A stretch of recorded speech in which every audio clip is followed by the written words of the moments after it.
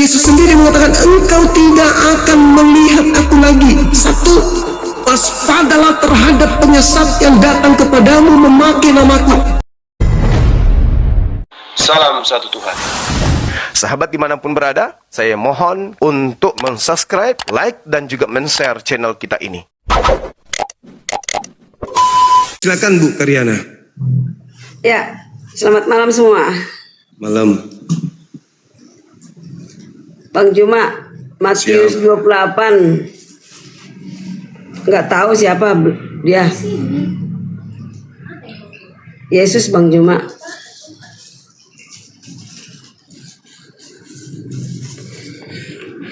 Gimana Bu? Kenapa tidak tahu siapa Matius 28? Jelas-jelas itu kebangkitan Yesus. Iya, itu iman saudara kami Kristen. Yang saya tanya, karena setelah kejadian ini, ajaran Yesus berubah total. Dibuat oleh makhluk yang datang kepada Maria pada saat itu. Maka saya mencoba untuk menelaah, apakah betul ini malaikat? Atau jangan-jangan dia adalah penyesat yang Yesus nubuatkan itu?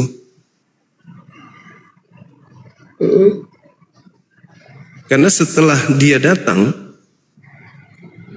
tadi Yesus salah satunya ajarannya hanya untuk Bani Israel. Berubah frontal langsung untuk seluruh bangsa. Sedangkan Yesus berdoa aja itu hanya untuk mereka, Bani Israel, bukan untuk dunia. Maka awal dari perubahan pengajaran Yesus itu bermula di makhluk yang datang yang katanya malaikat. Maka muncul pertanyaan, dari mana penulis Matius tahu kalau itu malaikat? Gimana kalau yang datang itu iblis yang nyamar malaikat?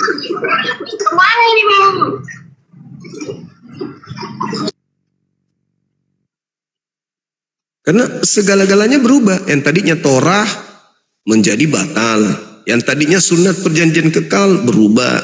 Yang tadinya jangan makan babi berubah. Yang tadinya sabat berubah. Yang tadinya satu Tuhan berubah. Yang tadinya Torah itu jangan kau tambah, jangan kau kurangi, berubah. Semua berubah setelah datang makhluk ini. Salib tadinya adalah kutukan, berubah menjadi kemenangan. Semua berubah. Ini makhluk ini siapa sebenarnya? Maka harus dijelaskan secara mendetail, berdata bahwa memang betul-betul dia adalah malaikat Tuhan. Bagaimana kalau iblis? Karena kok ajarannya sama seperti apa yang datang kepada Adam ketika di Eden. Berubah semuanya. Akibatnya fatal. Nah ini yang perlu dijelaskan karena dasarnya itu di sini. Pergilah ke seluruh dunia, jadikanlah seluruh bangsa menjadi murid. Dari sini cikal bakalnya itu awalnya di situ. Silakan Ibu. Baik. Di sini kan Bang Juma sudah runut. Bangkit. Setelah itu, ya kan? Setelah bangkit, malaikat menyatakannya bahwa dia sudah bangkit. Diberitahu informasi itu. Setelah itu Yesus bertemu dan kepada mereka, dan Yesus berkata, jangan takut, pergi dan katakanlah kepada saudaraku supaya mereka pergi ke Galilea. Mereka berjanji. Apakah murid-murid tidak mengenal gurunya? Apakah murid-murid tidak mengenal Yesus yang bangkit? Pasti kenal, ya kan? Cuma mereka masih ada yang ragu. Nah, murid-murid ini sejujurnya sudah dipenuhi Roh Kudus dengan berdoa 10 hari. Ketika Yesus Sebelum ya. Setelah Yesus bangkit. sorry. Lalu mereka berjanji ke Galilea. Murid-murid pasti kenal kepada gurunya, yaitu Yesus, ya kan? Jadi dikatakanlah di nomor 19, pergilah jadikanlah semua bangsa muridku dan baptislah mereka dalam nama Bapa dan Roh Kudus.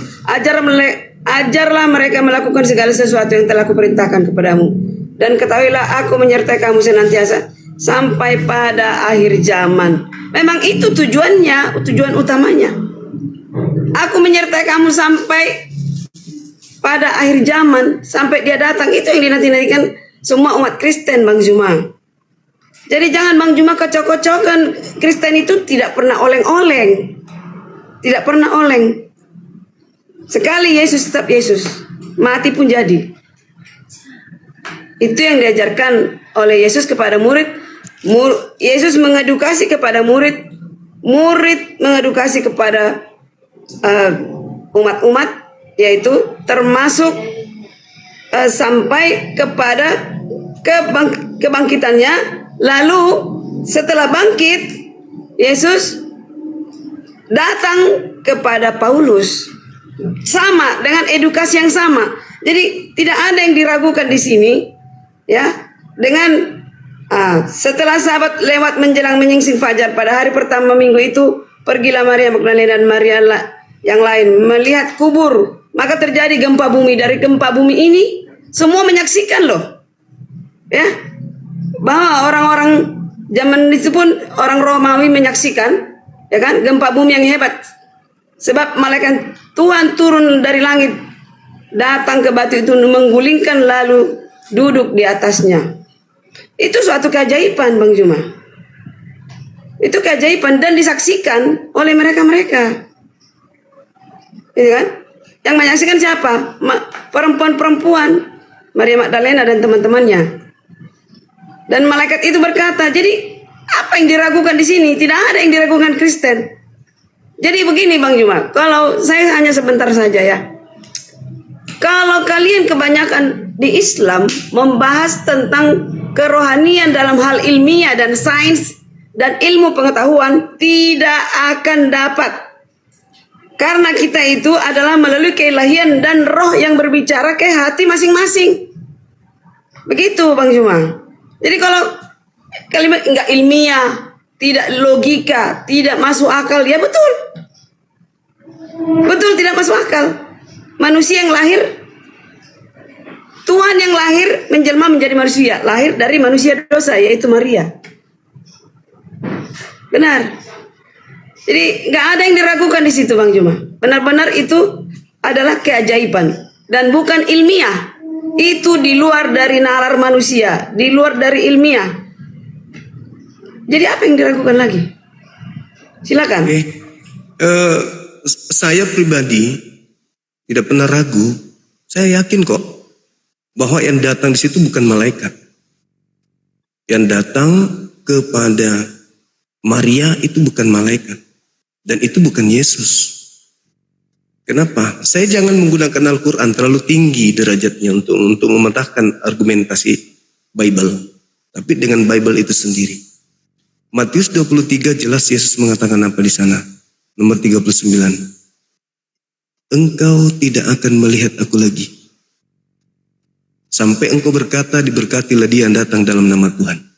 Tiba-tiba saja dia mengatakan, tanyakan kepada murid-muridku, bahwa aku akan bertemu dengan mereka di Galilea. Apa ini? Katanya engkau tidak akan melihat aku lagi. Tetapi kok tiba-tiba nanti ketemu di Galilea lagi? Mana yang betul? Lalu kemudian Yesus mengatakan dalam Yohanes 13, tidak lama lagi aku berkata-kata denganmu. Di mana aku pergi, kamu tidak akan bisa mencari aku. Di mana aku pergi, kamu tidak akan datang ke sana. Lah, yang satu ini ke Galilea kok bisa datang ke sana sama-sama? Jadi saya katakan, saya tidak pernah ragu. Yang datang pada saat itu di kuburan itu bukan malaikat dan itu bukan Yesus. Tapi penyesat. Itu pernyataan saya. Kenapa? Karena Yesus sendiri mengatakan, engkau tidak akan melihat aku lagi. Satu, waspadalah terhadap penyesat yang datang kepadamu memakai namaku. Dua, ketiga, mereka akan menyesatkan banyak orang. Artinya bahwa iblis datang memakai nama Yesus menyesatkan banyak orang. Berarti iblisnya bernama Yesus. Sekarang mana banyak orang yang mengaku pengikut Yesus tapi timpang dari ajaran Yesus? Ya Kristen, siapa lagi? Itu fakta, itu real. Kalau saudara percaya kepada Yesus, ya totalitas harus percaya. mulai sekarang engkau tidak akan melihat aku lagi.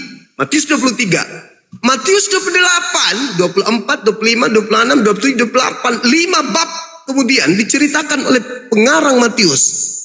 Tiba-tiba saja ada Yesus keluar dari kubur dan berkata, silakan kau ke Galilea, kau akan bertemu dengan aku di sana. Ini apa?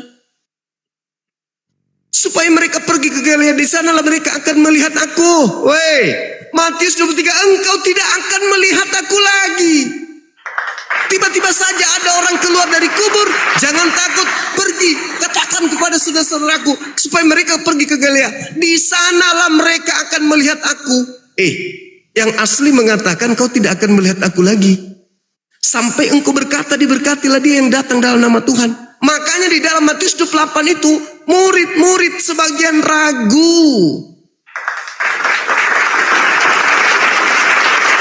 Kenapa ragu? Karena dia masih mengingat pernyataan gurunya. Kamu tidak akan melihat aku lagi, satu, dan waspadalah kepada setan yang datang memakai namaku, mengaku Yesus. Kau tidak akan melihat aku lagi. Tiba-tiba saja katakan kepada murid-muridku bahwa aku akan pergi ke Galilea. Di sana mereka akan melihat aku. Apa-apaan ini? Hah? Kita menghargai iman ibu. Kita sangat menghargai. Kami umat Islam nggak pernah ragu itu. Karena Al-Quran saya mengatakan bahwa sesungguhnya Allah menjadikan iblis itu sebagai apa? Sebagai pemimpin, sebagai Tuhan, sebagai sembahan. Bagi siapa? Bagi orang-orang kafir. Inna ja'alna sayatin awliya'a lilladzina la yu'minun. Karena mereka tak beriman. Jadi yang Anda peringati besok ini, tanggal besok, Anda harus bertanggung jawabkan. Itu siapa? Yang Anda peringati bangkitnya, naiknya ke surga apa? Kalau dia benar-benar adalah Yesus, berarti yang Anda peringati besok Yesus. Tapi kalau tidak, berarti yang Anda peringati besok adalah iblislah yang menjadi bapakmu dan kau mau melakukan keinginan-keinginan bapakmu. Kan itu ucapan Yesus. Bukan ucapan saya. Jadi tidak segampang itu hanya dengan mengatakan ada tertulis di sini, ada tertulis maka Tuhan turun ke bumi jadi manusia. Oh, enggak segampang itu. Kata Yesus, kasihi Tuhan dengan akal. Ya, ibu malam ini mengatakan enggak ada akal, enggak ada. Enggak semerta-merta akal. Imani saja. Loh, Yesus mengatakan kasihi Tuhanmu dengan akal budi. Kok sekarang jadi kebalik? Kebalik karena apa? Karena itu tadi yang kubilang. Begitu ada makhluk yang datang nyamar Yesus, nyamar malaikat, maka segala ajaran kebenaran yang diajarkan Yesus berubah secara frontal.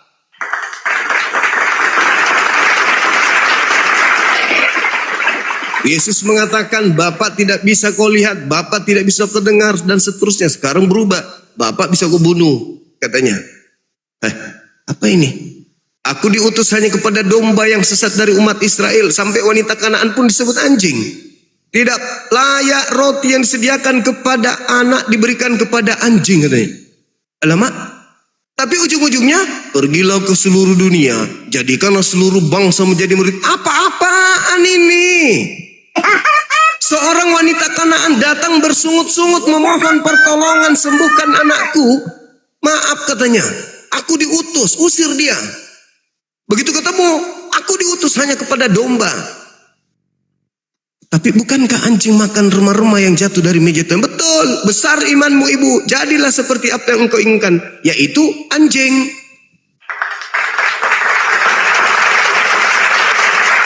Kok tiba-tiba berubah?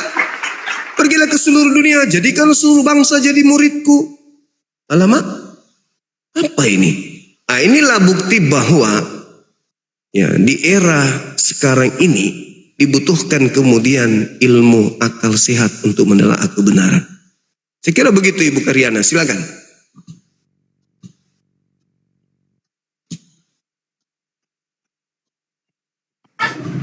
Oke Bang Juma, jadi terserah aja.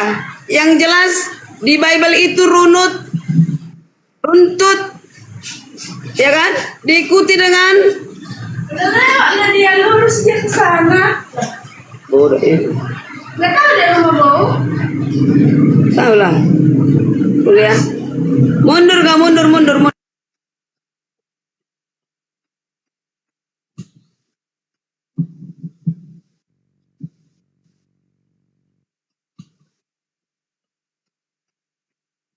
Sorry Bang Juma, ada kesalahan teknis. Ini ponakan aku. Sorry. Boleh. Bentar. Iya, nggak apa-apa Bu, nggak apa-apa. Nyasar dia nyasar.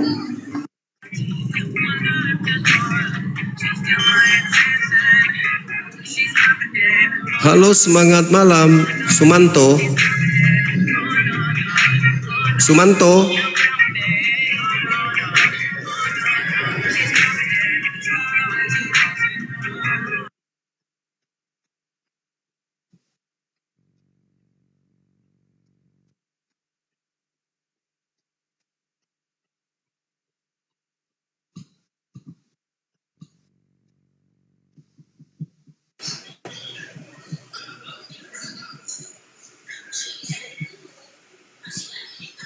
Halo, semangat malam Saudara Roy. Ya, selamat malam. Dari Kristen Bang. Ya, betul. Silakan buka karema. Apa? Buka karema. Gini aja, kalau boleh. Ya.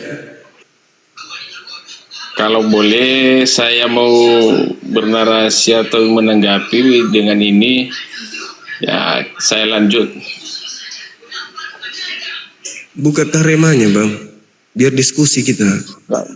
Ya, gini aja. Kenapa bisa? Buka kamera. Aku gini aja, kalau boleh saya mau menanggapi sedikit aja yang barusan kamu paparkan panjang lebar tadi itu. Buka kamera Bang. Kalau Anda punya tanggung jawab terhadap iman Anda, buka kamera baru dipaparkan. Iya, saya bertanggung jawab. Tapi nggak mau buka kamera Dengan gitu. keadaan seperti ini. Di gereja kalau gitu Bang.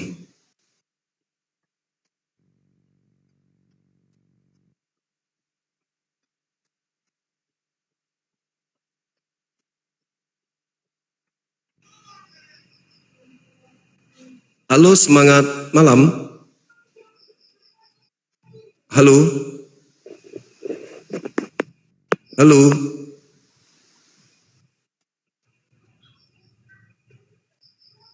Semangat malam.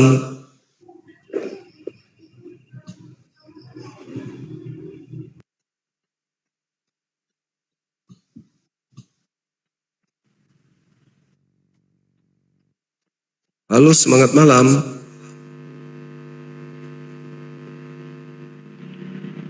Malam, Suma. Iya, buka kamera Bang, silakan. Bentar ya, Sum. Kayaknya. Oke, sebentar ya.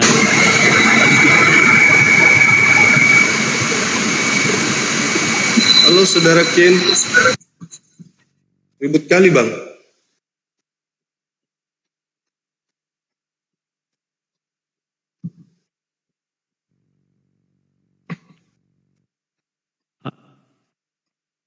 Kayaknya enggak muncul, saya punya kamera semua. Ada.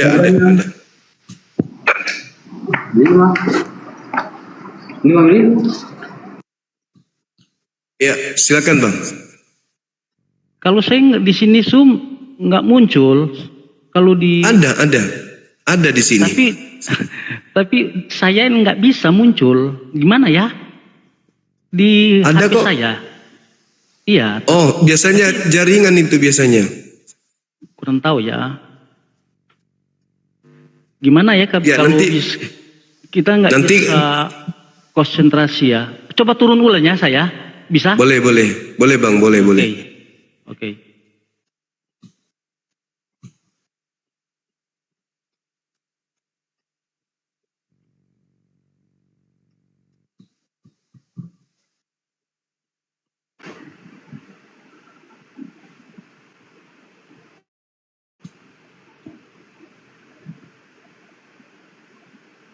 Halo, semangat malam.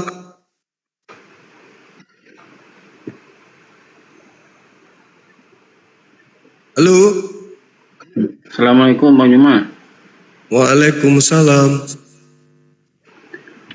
Ada Muslim Bang Juma. Terus?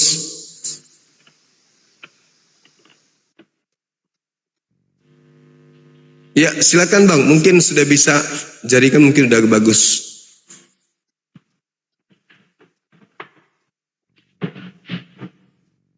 Silakan. Udah nampak? Selamat malam. Malam juga malam. Selamat malam, Brother Suma. Iya, malam. Oke, ya sangat menarik ya tema malam hari ini. Iya. Silakan. Ya. Kalau Suma mempertanyakan kepada saya dalam Matius 8 ayat 1 sampai 28, siapa yang ada dalam Matius?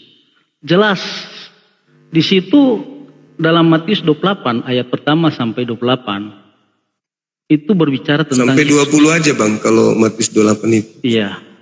Ya.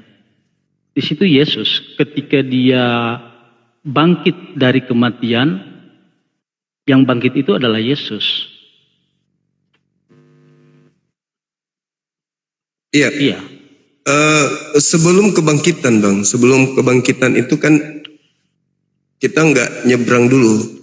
Kita bahas dulu terkait dengan sosok malaikat yang datang kepada Maria waktu itu. Yang saya pertanyakan, dari mana penulis Matius tahu kalau itu adalah malaikat? Oke. Saya balik ya layar saya. Boleh.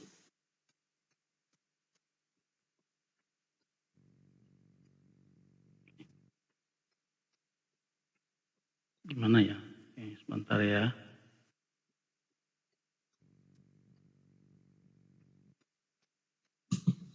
Bisa? Malah ketutup kameranya Bang. Sebentar. Belum simpan. Bisa? Ya. Iya. Sini ya.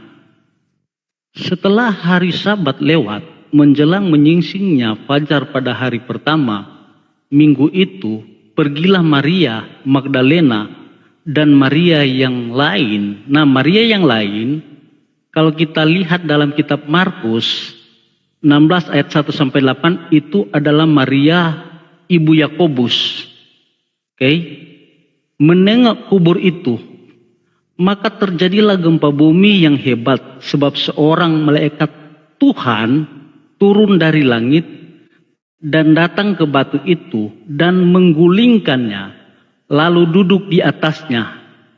Wajahnya bagaikan kilat dan pakaiannya putih bagaikan salju. Ya. Dan penjaga-penjaga itu gentar ketakutan dan menjadi seperti orang mati. Akan tetapi malaikat itu berkata kepada perempuan-perempuan itu, "Janganlah kamu takut, sebab aku tahu kamu mencari Yesus yang disalibkan itu. Ia tidak ada di sini, sebab ia telah bangkit sama seperti yang telah dikatakannya. Mari lihatlah tempat ia berbaring." Artinya bahwa ketika Yesus bangkit, ini disampaikan oleh malaikat yang berjumpa dengan Maria Magdalena dan Maria ibu Yakobus. Dan malaikat mengajak Maria Magdalena dan ibu Yakobus, Maria ibu Yakobus, untuk masuk di dalam kubur itu, membuktikan bahwa Yesus itu sudah bangkit. Nah, dalam Markus 16 ayat 1 sampai 8 narasinya sama. Ya, setelah lewat hari Sabat, Maria Magdalena dan Maria ibu Yakobus serta Salome membeli rempah-rempah untuk pergi ke kubur dan meminyaki Yesus. Dan pagi-pagi benar pada hari pertama minggu itu, setelah matahari terbit, pergilah mereka ke kubur. Mereka berkata seorang kepada yang lain, "Siapa yang akan menggulingkan batu itu? Bagi kita dari pintu kubur." Tetapi ketika mereka melihat dari dekat, tampaklah batu yang memang sangat besar itu sudah terguling. Lalu mereka masuk ke dalam kubur dan mereka melihat seorang muda yang memakai jubah putih. Nah, seorang muda yang memakai jubah putih ini semua, ini adalah malaikat yang ada di dalam kitab Matius. Duduk di sebelah kanan, mereka pun sangat terkejut. Tetapi orang muda itu berkata kepada mereka, "Jangan takut. Kamu mencari Yesus orang Nazaret yang disalibkan itu. Ia telah bangkit." Udah jelas? Iya, Pertanyaan saya, dari mana pengarang tahu kalau itu malaikat? Karena Kan saksi Yesus hidup. mengatakan, sabar. Ya. Yesus mengatakan di Lukas 21 nomor 8, waspadalah kepada penyesat yang datang kepadamu memakai namaku dan berkata, akulah dia, dan saatnya sudah dekat, jangan kamu percaya. Apa tanda-tandanya penyesat itu? Yang pertama adalah bangsa akan bangkit melawan bangsa. Kemudian terjadi gempa bumi yang dahsyat. Namun sebelum itu terjadi, kata Yesus, terlebih dahulu kalian ditangkap. Terlebih dahulu kalian akan diserahkan ke rumah-rumah ibadat, di penjara-penjara. Kamu akan dihadapkan kepada raja-raja. Jadi antara kejadian ini, penyesatan ini muncul, itu murid-murid terlebih dahulu ditangkap dulu tuh. Setelah murid-murid ini ditangkap, barulah kemudian ada pengakuan bahwasanya terjadi gempa bumi, lalu penyesat itu datang. Nah, apa yang terurai di Matius 28 kan sudah sesuai dengan apa yang tertulis di sana. 21 dari kitab Lukas itu. Seorang malaikat menampakkan diri. Dari mana pengarang tahu kalau itu malaikat? Bukankah setiap roh itu harus diuji? 1 Yohanes 4, lalu dikatakan 2 Korintus 11 nomor 14, iblis juga bisa menyamar menjadi malaikat. Lalu bagaimana mungkin Anda bisa mengatakan itu adalah Yesus, sedangkan Yesus sudah memutuskan ketika dia berkhotbah di tengah-tengah kaum Israel, dia mengatakan apa? Mulai sekarang kau tidak akan melihat aku lagi. Lalu datang Anda bawa di dalam kitab Matius itu, malah diceritakan bahwasanya katakanlah kepada saudaraku, aku akan datang, aku akan pergi ke Galilea supaya mereka juga pergi ke Galilea. Sebab di sanalah mereka akan melihat aku. Yang satu sebelumnya mengatakan engkau tidak akan melihat aku lagi sebelum engkau berkata, sampai engkau berkata diberkatilah dia yang datang dalam nama Tuhan. Lah kok tiba-tiba ada yang dilihat oleh mereka ngaku Yesus? Itu siapa itu? Coba, bagaimana pengarang bisa menjelaskan ke kita kalau itu malaikat? Buktinya apa? Sedangkan dia mengatakan Yesus sudah bangkit, lalu Yesus menampakkan diri, lalu kemudian Yesusnya berkata, jangan takut, pergi dan katakanlah kepada saudara-saudaraku supaya mereka pergi ke Galilea, dan di sanalah mereka akan melihat aku. Di mana cerita itu? Bagaimana Anda bisa membuktikan bahwa itu adalah Yesus? Sedangkan Yesus di dalam kitab Yohanes 13 mengatakan, tidak lama lagi aku berkata-kata dengan engkau, sebab aku akan pergi, dan di mana aku pergi kau tidak akan pernah bisa ke sana.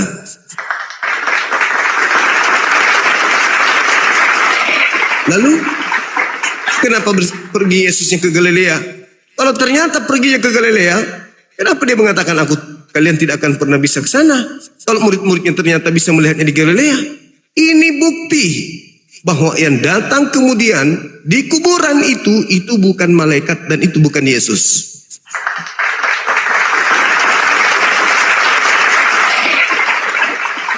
Kalau hanya mengatakan seorang malaikat, justru itu yang sedang kita bahas. Dari mana penulis tahu kalau itu malaikat? Itu materinya, silakan. Ya, oke. Tadi dalil-dalil yang saya buktikan dalam Alkitab yang mengatakan bahwa mengenai kebangkitan Yesus itu disaksikan oleh Maria Magdalena, Maria ibu Yakobus, sesuai dalam narasi dalam kitab Markus dan Salome. Nah, ketika Yesus bangkit, disampaikan oleh malaikat Tuhan kepada 3 perempuan ini. Nah, untuk membuktikan bahwa Yesus benar-benar bangkit, maka malaikat itu mengajak perempuan-perempuan ini untuk masuk dalam kubur, menunjukkan kepada mereka bahwa apa yang diucapkan oleh malaikat itu benar. Nah, mereka masuk. Dan setelah masuk dalam kronologi dalam kitab Matius, Markus, Lukas. Nah, ketiga perempuan ini, Maria Magdalena, Maria ibu Yakobus, bahkan Salome ini menyampaikan kepada murid-murid Yesus, salah satu Petrus.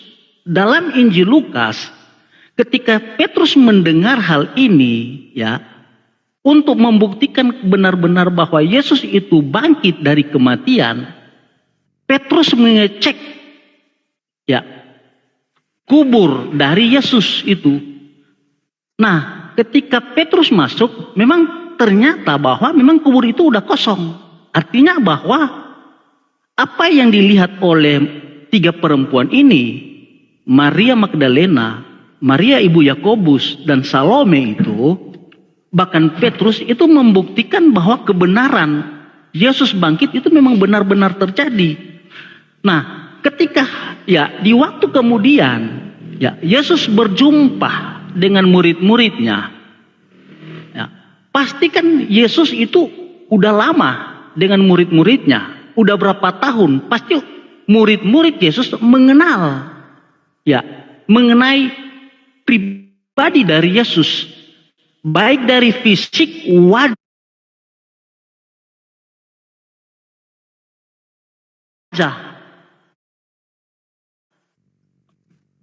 yang dimiliki oleh Yesus.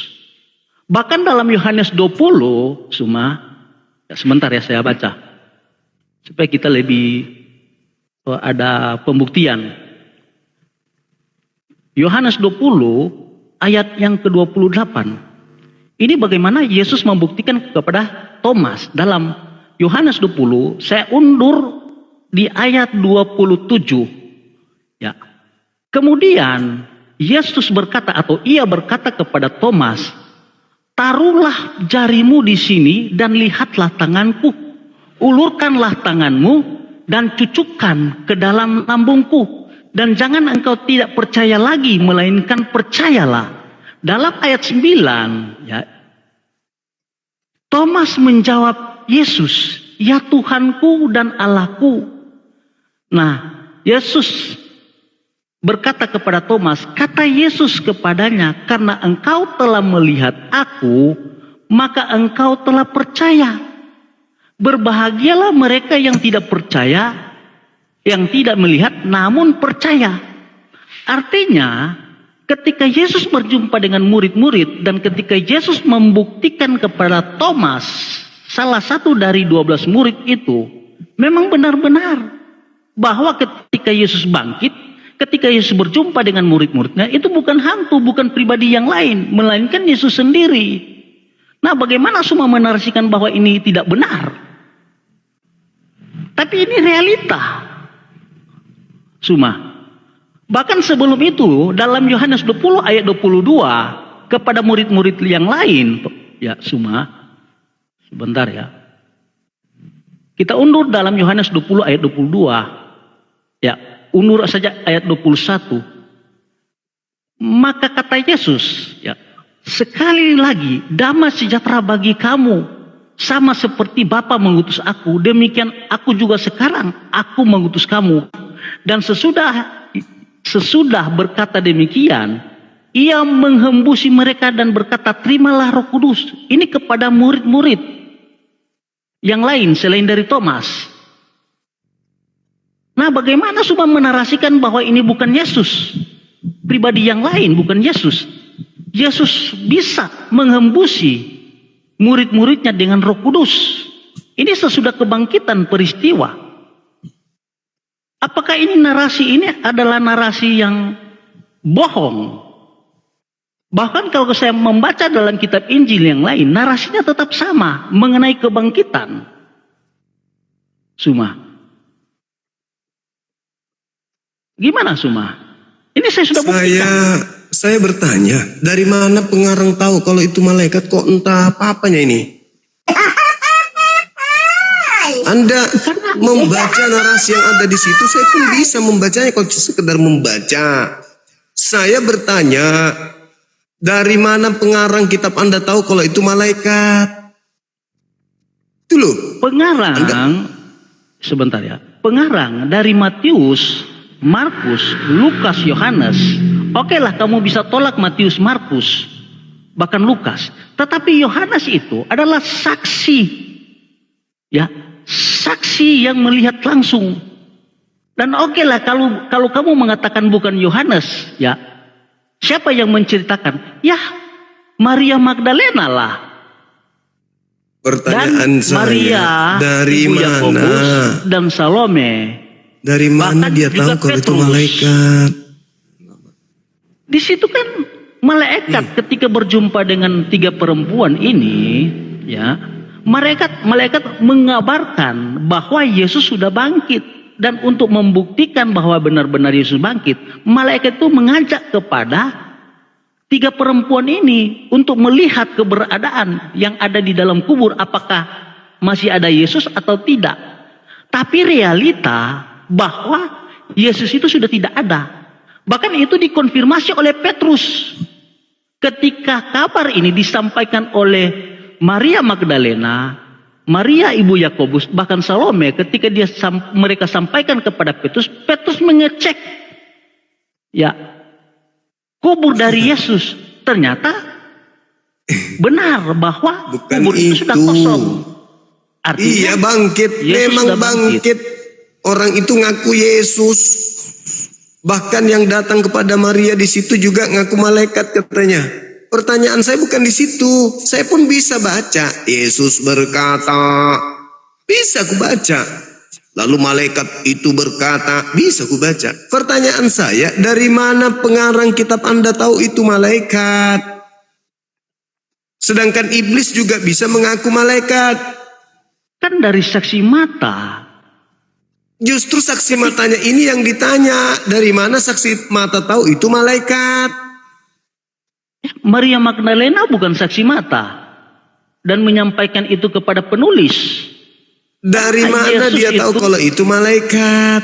Karena gini, Yesus itu Suma hidup sejaman dengan murid-muridnya, Saya termasuk tahu, enggak nyambung ini. Matius, Markus, Lukas, Yohanes. Bagaimana Suma mengatakan bahwa mereka tidak tahu? Andai kata Dari pun mereka mana tidak dia tahu kalau itu malaikat? Astagfirullahaladzim, ya Allah ya Karim. Yang Jelas, kupertanyakan, dari mana mereka tahu kalau itu malaikat? Bagaimana kalau itu iblis? Hah? itu kan narasi kamu. Loh, Tetapi beda. intinya, Coba ya, buktikan aja kalau itu malaikat. Bagaimana cara Anda membuktikan kalau itu malaikat? Caranya Oke. gimana? kita baca Matius 28 ayat 1 ya, kembali. Oke? Ya. Setelah hari Sabat lewat menjelang menyingsing fajar pada hari pertama, minggu itu, pergilah Maria Magdalena dan Maria yang lain menengok kubur itu. Artinya, Maria Magdalena dan Maria ibu Yakobus adalah saksi ketika mereka berjumpa dengan malaikat. Maka Nah, itu- terjadilah gempa, sebentar. Itu yang saya pertanyakan. Ya, terjadilah gempa bumi yang hebat sebab seorang malaikat Tuhan turun dari langit dan datang ke batu itu dan menggulingkannya, lalu duduk di atasnya. Wajahnya bagaikan kilat dan pakaiannya putih bagaikan salju, dan penjaga-penjaga itu gemetar ketakutan dan menjadi seperti orang mati. Akan tetapi malaikat itu berkata kepada perempuan. Nah, ketika malaikat itu berkata kepada perempuan, ya, yaitu Maria Magdalena dan Maria ibu Yakobus serta Salome, apakah ini mereka tidak berjumpa langsung? Artinya bahwa ketika malaikat berkata kepada perempuan itu, maka di situ ada relasi, ada Yang saya tanya bukan itu Martinus. Yang saya tanya, dari mana pengarang tahu kalau itu malaikat? Dari Maria Magdalena. Dari dan mana Maria tahu Ibu kalau itu Yakobus. malaikat? Maria Magdalena dan Ibu Yakobus. Dari mana mereka tahu kalau itu malaikat? Bagaimana kalau itu iblis? Itu kan framing Anda. Loh, yang lari justru dari itulah yang ingin membuktikan dari mana penulis dan cerita itu tahu kalau itu adalah malaikat. jelas penulis menulis ya narasi atau sejarah ini dari apa? Saksi mata Maria. Di mana Maria mengatakan aku melihat malaikat? Di mana? Di sini gimana? Nah, coba di mana Maria mengatakan begitu? Coba. Dalam ayat 5, akan tetapi itu berkata kepada akan tetapi malaikat itu berkata kepada perempuan-perempuan itu. Jangan kau takut sebab aku adalah malaikat gitu. Takut, sebab aku tahu adalah malaikat. Kamu mencari Yesus yang disalibkan itu. Yang saya tanya dari mana ditahu kalau itu malaikat? Ya, sabar ya Sum. Ya, saya buktikan sama kamu ya. Dalam Yohanes ya. Ini dalam Yohanes ya. Tadi saya sudah baca Matius, Markus, Yohanes ini. Pada hari pertama minggu itu pagi-pagi benar ketika hari masih gelap, pergilah Maria Magdalena ke kubur itu dan ia melihat bahwa batu telah diambil dari kubur. Ia berlari-lari mendapatkan Simon, Petrus dan murid-murid yang lain yang dikasihi Yesus. Dan berkata kepada mereka, Tuhan telah diambil orang dari kuburnya dan kami tidak tahu di mana diletakkan. Maka berangkatlah Petrus dan murid-murid yang lain itu ke kubur. Keduanya berlari bersama-sama. Tetapi murid yang lain itu berlari lebih cepat daripada Petrus sehingga lebih dahulu sampai ke kubur. Ia menjenguk ke dalam dan melihat kain kafan terletak di tanah. Akan tetapi ia tidak masuk ke dalam. Maka datanglah Simon Petrus juga menyusul dia dan masuk ke dalam kubur itu. Ia melihat kain kafan terletak di tanah. Sedangkan kain peluh yang tadinya ada di kepala Yesus tidak terletak di dekat kain kafan itu. Tetapi agak di samping di tempat lain dan sudah tergulung. Maka masuklah juga murid-murid yang lain yang lebih dahulu sampai di kubur itu dan ia melihatnya dan percaya sebab selama itu mereka belum mengerti isi Alkitab suci yang mengatakan bahwa ia harus bangkit dari antara orang mati. Gitu. Jadi murid-muridnya menyaksikan. Baca terus. Baca gimana Suma? Baca. Apakah tidak cukup dalil saya? Ya mana malaikatnya mana? Oke, ya saya tunjukkan lagi ya. Dalam Lukas. Ini lagi Yohanes enggak ada ya. Ya. Tetapi pagi-pagi benar pada hari pertama minggu itu mereka pergi ke kubur membawa rempah-rempah yang telah disediakan mereka. Mereka mendapati batu sudah terguling dari kubur itu dan setelah masuk mereka tidak menemukan mayat Tuhan Yesus. Sementara mereka berdiri termanggu-manggu karena hal itu tiba-tiba ada 2 orang yang berdiri dekat mereka. Ini malaikat ya, ada 2 orang berdiri dekat mereka. Itu yang kupertanyakan Martinus. Memakai pakaian yang berkilau-kilauan. Dari mana pengarang tahu itu malaikat dari tadi? Itu yang kutanya.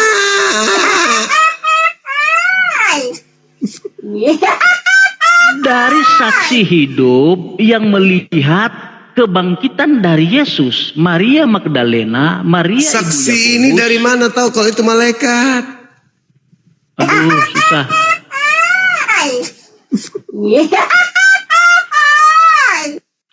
Dari mana? Cuma nulis begitu doang. Lalu tampak baginya 2 orang malaikat. Begitu doang imanmu. Sekarang gini semua. Hah? Kalau kamu mengukur, ya, Cuma begitu doang. Gini semua. Kalau kamu mengukur narasi yang disampaikan dalam Alkitab secara historis, Saya minta kepada kamu bahwa buktikan bahwa Allah Subhanahu wa Ta'ala pernah nggak dia berjumpa langsung dengan Nabi Muhammad untuk menyampaikan wahyu. Sebentar. Kamu kan narasi kamu ketika kamu bertanya dengan ukuran yang kamu pakai, standar yang kamu pakai.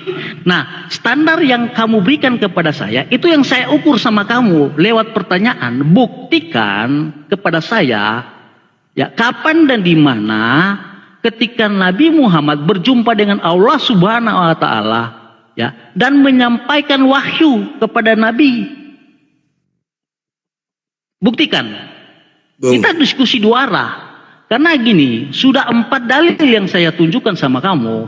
Kamu framing, kamu menolak narasi yang disampaikan oleh saya dalam pembuktian 4 kitab Injil.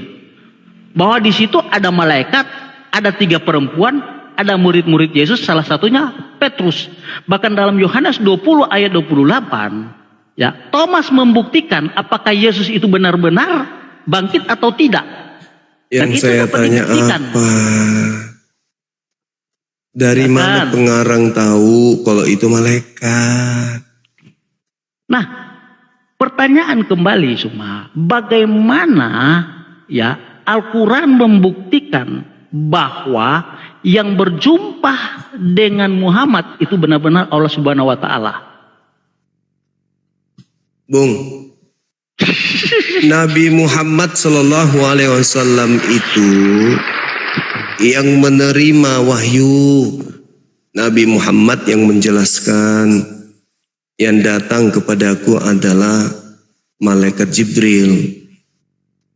Sekarang Lukas bukan ada di situ, Yohanes bukan ada di sono. Tunggu dulu, sabar. Sabar dulu. Kamu mengatakan dari tadi Anda bernarasi, baca Bible, baca sini, baca sono, nggak ada kamu mengatakan nggak ada data yang kau sajikan terkait kesaksian. Yang berjumpa dengan Nabi Muhammad adalah malaikat Jibril. Nah, selain dari Nabi Muhammad, ya, satu saksi tidak sah. Nabi Muhammad. 2 saksi, 3 Nabi saksi Muhammad sah. Dengar saya, dengar, gantian kita, gantian. Apakah benar-benar gantian yang berjumpa kita ngomong. Nabi Muhammad berjumpa dengan malaikat Jibril? Apakah benar-benar malaikat Jibril itu? Gantian kita ngomong. Gantian, jangan panik, gantian kita ngomong. Nabi Muhammad didatangi malaikat. Siapa yang mengatakan itu? Nabi Muhammad. Nabi Muhammad sendiri yang menerangkan itu malaikat. Kalaupun itu bukan malaikat, Nabi Muhammad mengatakannya malaikat. Berbeda dengan pengarang kitabmu. Dia mengatakan seorang malaikat datang ke sono bertemu dengan Maria. Pertanyaan saya, dari mana dia tahu kalau itu malaikat? Sedangkan ajaran setelahnya, Yesus bertentangan dengan apa yang Yesus ajarkan pada saat penginjilan. Itu loh. Apa yang bertentangan? Apa yang bertentangan cuma? Satu. Oke. Ketika Yesus mengatakan di dalam Matius 23:39, mulai sekarang engkau tidak akan melihat aku lagi, sampai engkau berkata, diberkatilah dia yang datang dalam nama Tuhan. Tiba-tiba ada makhluk yang keluar dari kubur. Berkata apa? Pergilah kepada saudara-saudaraku, katakan kepada mereka bahwa pergilah ke Galilea, sebab di sanalah mereka akan melihat aku. Bertentangan gak tuh? Ya bertentangan. Kau tidak akan melihat aku lagi. Pertentangannya lagi. Aku diutus hanya kepada domba yang sesat dari umat Israel. Makhluk yang keluar dari kubur, pergilah ke seluruh bangsa, ke seluruh dunia. Jadikanlah seluruh bangsa menjadi muridku. Bertentangan. Yesus saat penginjilan, seluruh firman yang Bapa berikan kepadaku telah kusampaikan kepada muridku. Mereka telah menerimanya dan mereka percaya bahwa engkaulah yang telah mengutus aku. Aku utusan. Begitu makhluk asing ini datang, Yesus bukan utusan, tetapi Yesus adalah Bapa itu sendiri yang nusul jadi manusia. Berbeda lagi. Semua ajaran berbeda, berubah setelah makhluk itu muncul dan mengaku Yesus dan mengaku malaikat. Makanya diuji. Dari mana pengarang kitab Anda tahu kalau itu malaikat? Kenapa bisa bertentangan ajarannya dengan ajaran Yesus? Coba. Yesus mengajarkan salib itu adalah kebinasaan yang kekal di neraka. Begitu makhluk itu datang, salib itu adalah kemenangan. Babi itu haram, berubah menjadi halal. Sunat itu wajib, menjadi batal. Apa? Sabtu berubah menjadi Minggu. Satu Tuhan menjadi tiga Tuhan. Semuanya berubah. Siapa makhluk ini yang datang ngaku-ngaku malaikat katanya? Atau jangan-jangan pengarangnya cuman nulis seenaknya saja? Kalau kami jelas, malaikat yang datang kepada Nabi Muhammad mengatakan Nabi Isa utusan Allah kepada kaumnya Bani Israel. Dia adalah Rasul. Tuhan satu-satunya adalah Tuhan yang mengutus para Nabi di tengah-tengah kaum Bani Israel. Torah datang kepada Nabi Musa, Injil datang kepada Nabi Isa. Mengajarkan kemudian bahwa Nabi Isa adalah Rasul utusan Tuhan yang lahir tanpa ayah. Dia bukan Tuhan dan harus diakui sebagai Rasul Tuhan.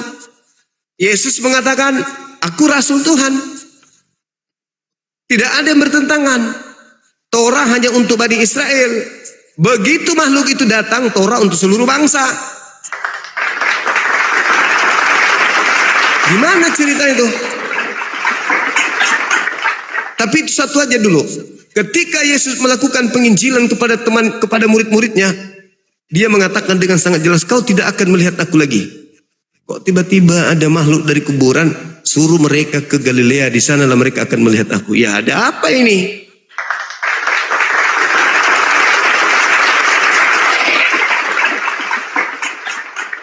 Silakan. Anda buktikan bahwa pengarang tahu kalau itu malaikat itu dari mana. Silakan. Zuma mengangkat dalil Matius 23 ayat 39.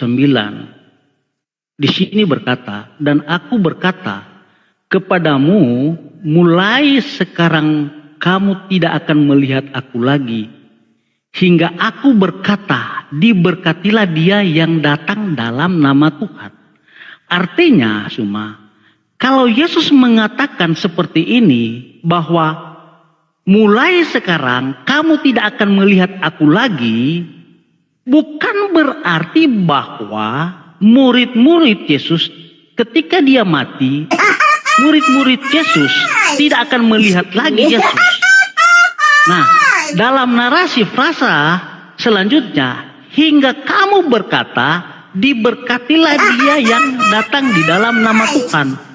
Artinya, ketika murid-murid Yesus menantikan Yesus, ya, di mana Yesus akan mati dan bangkit, maka nama Tuhan itu dimasyurkan.